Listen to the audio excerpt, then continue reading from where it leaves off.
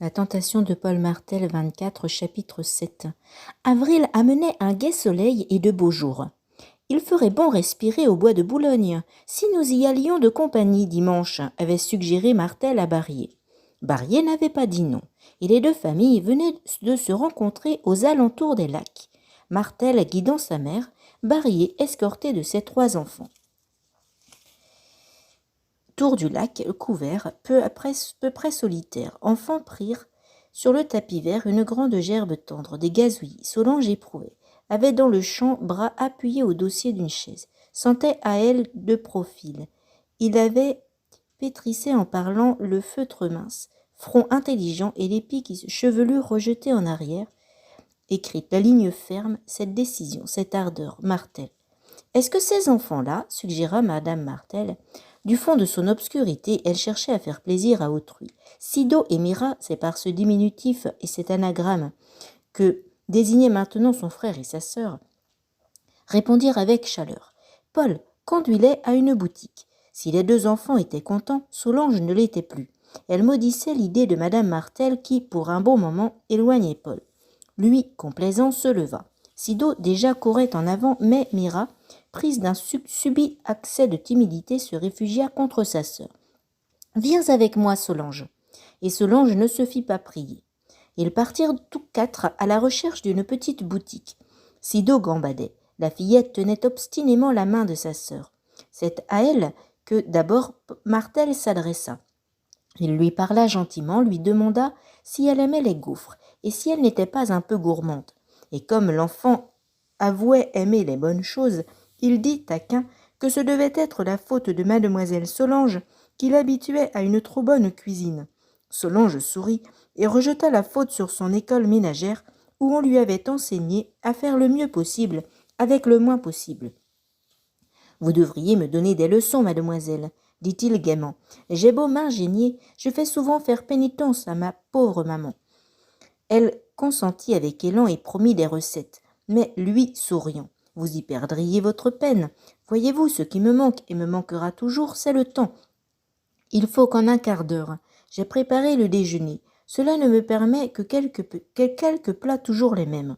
Et comme il n'était pas gastronome, il ajouta « N'est-ce pas pitié de parler de fourneau pour une fois que nous jouissons de quelques heures de liberté en plein air ?» Sans corps. Rougeur monta. Ce pauvre comte, si nous étions désincarnés, nous n'aurions plus besoin d'abri ni de vêtements, donc nous pourrions nous déplacer sans avoir besoin du chemin de fer, nous visiterions ainsi, nous transporter au-delà de la lune, nous irions vérifier sans les yeux, sentir les fleurs et cette bonne odeur d'herbe, plus jamais mal aux dents, plaidant pour le pauvre corps, et elle contre. Ce fut Martel qui eut le dernier mot, quand, ayant joint enfin le kiosque où se fabriquaient les gaufres, et voyant Solange mordre à belles dents la pâte dorée, il lui dit « Si vous n'aviez pas de corps, mademoiselle Solange, vous ne goûteriez pas le plaisir de manger cette gaufre. » Elle ne protesta pas. Cette gaufre lui semblait exquise, croustillante, sucrée à point. Ils revinrent par un autre chemin, pour changer, avait dit Paul, mais cet autre chemin était celui des écoliers. Mira à présent jouait avec Sido. Martel marchait à côté de Solange. Il commença. « Je ne vous ai pas encore remercié de la visite que vous avez faite à maman. C'est une bonne œuvre dont le ciel vous récompensera. Croyez-vous qu'une action si agréable me sera comptée? Madame Martel est gaie, aimable. Causer avec elle m'a été un vrai plaisir. Pauvre chère maman, avec son infirmité, elle serait si excusable de montrer une humeur chagrine et fâcheuse. Je l'admire. C'est réciproque, remarqua Solange avec un malicieux sourire. Vous voulez dire que maman a pour moi une admiration très exagérée. Mais non, pas exagérée, pourvu qu'elle ne vous ait pas servi mon panégyrique tout entier. De qui m'aurait-elle parlé sinon de vous? Et qu'est-ce que maman vous a dit de moi, mademoiselle Solange? Vous êtes bien curieux. Et non, mais j'ai si peur qu'elle m'ait forcé la note. Elle n'a qu'un défaut, ma pauvre maman, celui de me juger avec trop de complaisance. Je serais fâchée de mon caractère. En le disant exagéré, maman trouve un mademoiselle, si vous, l'héroïsme en guidant, son infirmité réclamerait, non, quoique, accomplissement, pas, et que je trouve d'avenir pour assurer. Paul Martel ne souriait. Ne répétez pas cela. Qu'auriez croire combien idiot et vaniteux simple. Je voudrais l'avoir fait. Je connaîtrai pas. Pourquoi va-t-elle toujours? Vérité brutale, je vous fais juge. Mépris pour les ouvriers. Vaillaient de leurs mains. Joli sentiment se développant d'embrasser plus tard une carrière pauvre maman, flattée, encouragée. La mort de mon père, lui laissant lycée, avait su se créer une bonne clientèle. Lingère et brodeuse, le temps passait. Mes classes, suivre les cours des beaux-arts, ne croyez pas m'attira de ce côté, mais d'une part mon instruction primaire ne me permettait pas l'accès de toutes les carrières. Et de l'autre, il me plaisait assez de me donner le genre artiste. Je savais aussi que ces études, peu absorbantes, permettent le joyeux passe-temps. Mon programme était de m'amuser. L'inscription à l'école des beaux-arts me servait de prétexte. Je n'entrerai pas dans le détail de cette période de ma vie. Elle n'est guère édifiante. Ma mère travaillait, peinait, s'usait. Moi, je suivais mes cours en amateur. Ne voulant pas paraître moins huppé que mes camarades, je réclamais des vêtements plus élégants. Il me fallait aussi de l'argent de poche que je dépensais Dieu sait comment et avec qui. Maman veillait quelques heures de plus, et j'obtenais ce que j'avais demandé. Voilà le bon fils que j'étais à 17 ans, mademoiselle. À cet âge, les garçons sont si peu raisonnables, murmura Solange, toute gênée de la confession qu'il lui faisait là, et désireuse de lui trouver une excuse. Martel continua. Cet état de choses durerait encore peut-être si le ciel ne s'en était mêlé. Ma mère, sans que d'abord je susse pourquoi, se mit à perdre son entrain et une certaine disposition joyeuse qui était le fond de son caractère. Elle soupirait, elle essuyait souvent des yeux humides. Un soir, elle s'ouvrit à moi. « J'ai bien du souci, mon petit. Tu as tort de t'en faire, maman, ça n'avance à rien.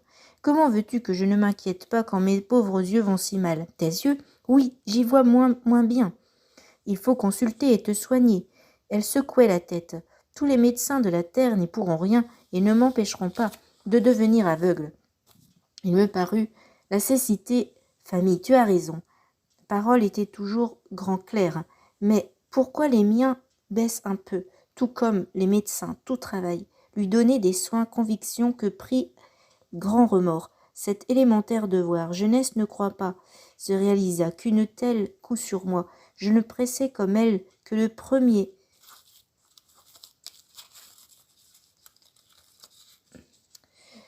Que le broderie et même tout travail faisait vivre. Comment ferions-nous?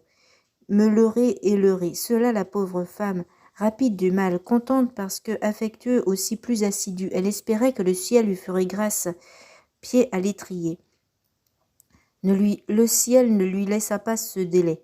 Malgré l'application qu'elle y apportait, ses broderies n'avaient plus les qualités d'autrefois. Les clientes s'éloignaient. L'une d'elles refusa nettement de prendre livraison d'une commande. Maman comprit, c'était la fin. Ce jour-là, elle courut chez un oculiste afin qu'il lui rendît la vue. Hélas, ce jour-là, la science ne fait pas de miracle.